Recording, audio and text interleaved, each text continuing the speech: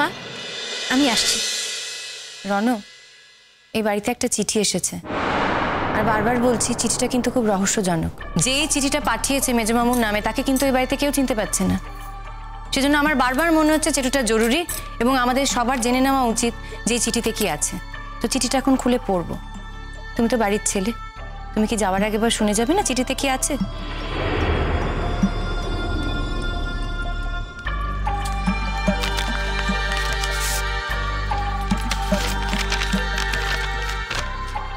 শ্রী চরণেশু জ্যোতির্ময় Chatterjee.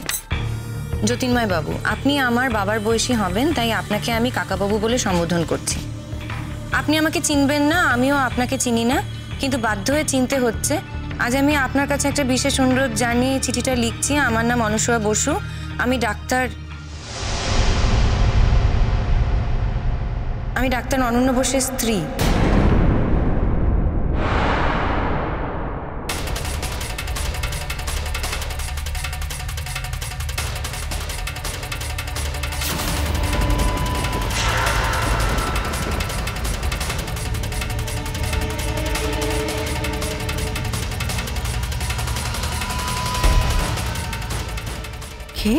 Doctor অনন্য বোসের স্ত্রী মানে? দাদা, তাহলে তো ছেলেটা বিয়ে থা করেছে। তাহলে সেদিনকে আমাদের কাছে এসে মিথ্যে বলে গেল। না না না, ইটস ইম্পসিবল, এটা হতেই পারে না। এটা তো আমারও খুব অবাস্তব লাগছে। কপাল, রাম রাম রাম রাম রাম রাম, পিঠে পিঠে এত ছি ছি ছি ছি মেগো। আরে তুমি একটু চুপ করবে? সব কথার মধ্যে কোনো না কোনো কমেন্ট না করলে তোমার চলে না।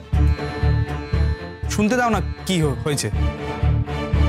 অনন্য যখন বলেছে যে সে বিয়ে করেনি,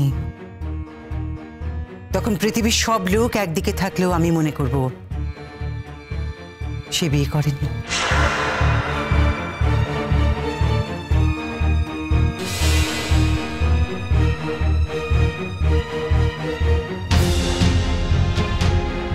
কেন হলো? তুই অনন্যাকে কতদিন চিনিস? হ্যাঁ, যারা পৃথিবী এক করে দিচ্ছিস তার জন্যে? তো না, সবেতে বাড়াবাড়ি, সবেতে বাড়াবাড়ি। একটা স্পষ্ট পুরস্কার নিকে দিচ্ছে যে তার বিয়ে হয়েছে, আর ইনি এখানে দাঁড়িয়ে দাঁড়িয়ে বলে দিচ্ছেন যে তার বিয়ে নাকি হয়নি। আমরা তো এটাই শুনেছিলাম যে তার বিয়ে হয়ে গেছে। অনন্য ওখানে এসে বললে যে তার বিয়ে হয়নি, আমরা তো অবাক হয়ে গেছিলাম।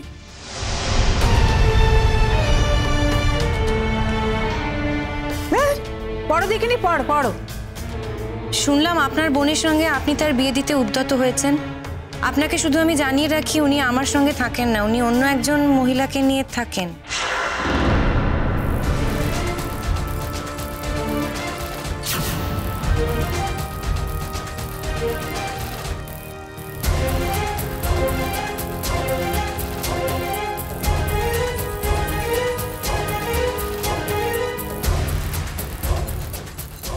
তাকে উনি লোকসমক্ষে বোন বলেন, কিন্তু আসলে সেই মহিলার সঙ্গে ওর একটা অবৈধ সম্পর্ক আছে।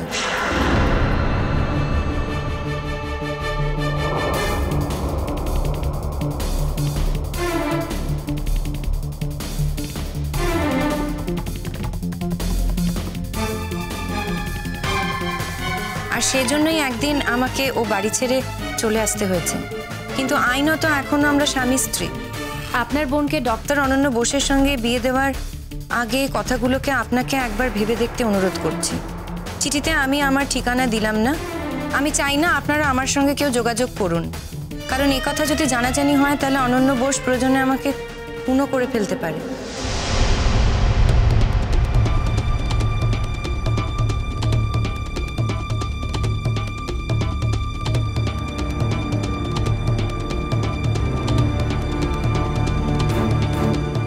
তার হাত অনেক লম্বা, তাই আপনাদের কাছে অনুরোধ এই চিঠির কথা গোপন রাখবেন। আমার নিজের স্বার্থে কিছু বলিনি। আপনার বোন আমার বোনেরই মতো। আমার জীবনে যে ক্ষতি হয়েছে আরও একটি মেয়ের জীবনে সে ক্ষতি হোক তা চাই না বলেই আমি এই চিঠিটা লিখলাম। অপরাধ হলে মার্জনা করবেন। ইতি অনুসূয়া বসু। বোঝো, এবার বোঝো রণ, বউকে বলো আরো বেশ দিতে। হ্যাঁ, বেশ দেওয়ার জন্য একেবারে উঠে পড়ে লেগেছিল না? ছি ছি ছি ছি, মাঝখান থেকে শুধু শুধু আমার হাবাগো বোনটাকে আরো কষ্টের মধ্যে ফেললে।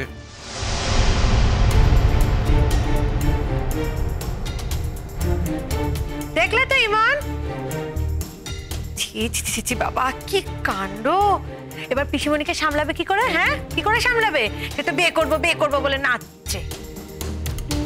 না আমি বুঝতে পারছি না, একজন মহিলা কোথেকে কি এটা বললেন আর সেটা সত্যি হয়ে গেল, মানে এটা তো সত্যতা যাচাই করা উচিত, মানে খোঁজ খবর তো নেওয়া যেতেই পারে।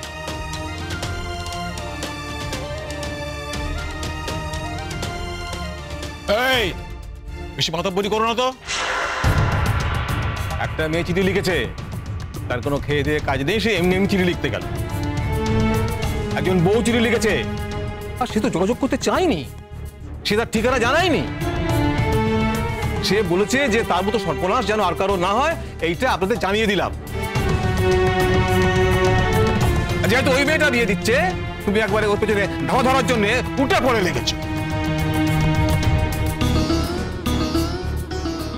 আশ্চর্য, তুমি এভাবে কথা বলছো কেন কাকামণি?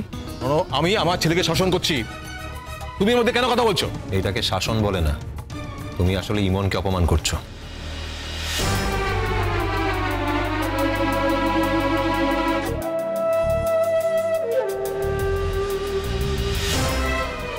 রণ, ইমনের অপমানটা বোধহয় তোমার একটু বেশি গায়ে লাগছে।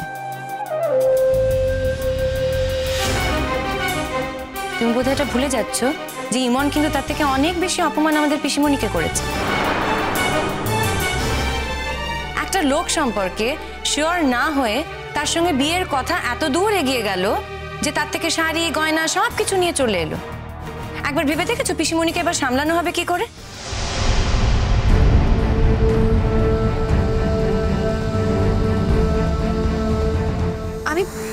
আমি কিন্তু এটা একদম বিশ্বাস করতে পারছি না। তুমি বিশ্বাস করতে পারছো নি, তোমার সমস্যা, আমরা কি করব?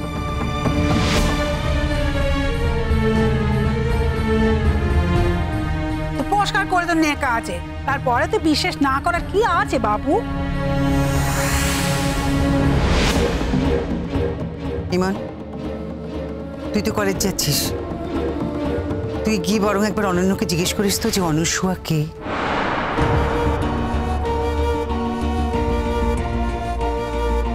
জিজ্ঞেস তো করবোই মা, জিজ্ঞেস করবো না? তা উনি যদি বলেন যে অনুসুয়া বলে উনি কাউকে চেনেন না, তখন কি প্রমাণিত হবে? অনুসুয়া বসুর নামে একটা মিথ্যে চিঠি বাড়িতে এসেছে। যদি ভদ্রলোক বিবাহিত হয়ে থাকেন এবং আইনত যদি ওনার ডিভোর্স না হয়ে থাকে, তাহলে তার ডকুমেন্টেশন কিন্তু ওনার কলেজের ফাইলে পাওয়া যাবে, সেই খোঁজটা আমি নেব। কিন্তু স্যার মিথ্যে কথা বলবে না, বিশ্বাস করুন স্যার, মিথ্যে কথা বলার লোকই নয়। দেখো ইমন, যখন এরকম একটা চিঠি আমাদের বাড়িতে এসছে, আমাদের তো খোঁজ খবর নিতেই হবে।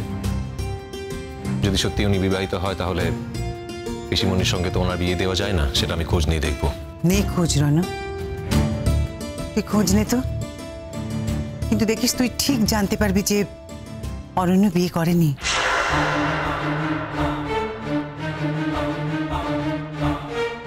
ইমন, তুমি তো ওনার বাড়ি গেছো, বলো তো ওনার বাড়িতে কি কোনো মহিলা থাকেন?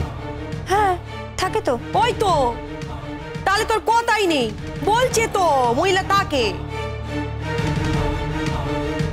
তা কি পরিচয় দিয়েছে তার?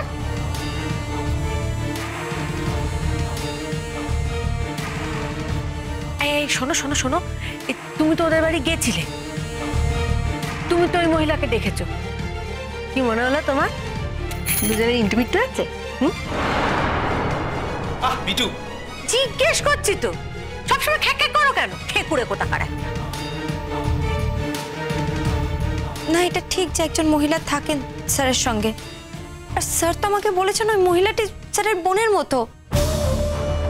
আচ্ছা দেখো ঠাকুরপো, দেখো মিল গেল তো, একদম মিল গেল। হ্যাঁ, ওই অনুষ্ঠানকে সে তো একই কথা নিয়ে গেছে গো। হ্যাঁ, বোনের মতো আসলে অবিধি সম্পর্ক।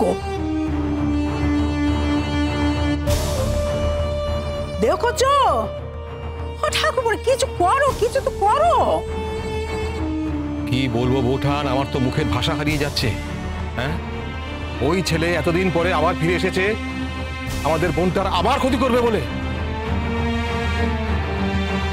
এসব লোককে তো মানে একেবারে গুলি করে মেরে ফেলা উচিত।